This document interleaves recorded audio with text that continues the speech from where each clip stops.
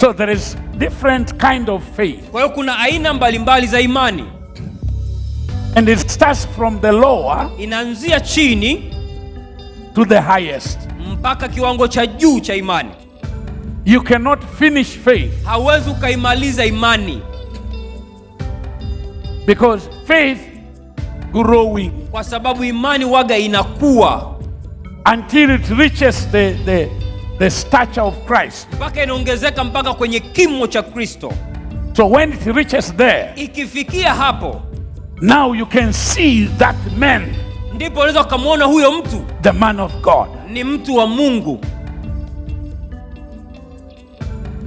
Why do we call somebody a man of God?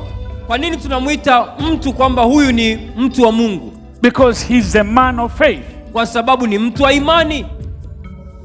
So faith, kwa hiyo imani, describe God. Inamuelezea Mungu. It resembles God. Inafanana na Mungu. Faith, imani, pleases God. Inampendeza Mungu. Why? Kwa nini? Because it's a reflection of God. Kwa sababu ni taswira ya Mungu.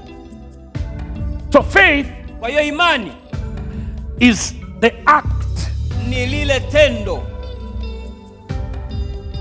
Not what you say. Sio kile unachosema. What you do. Ni kile unachofanya.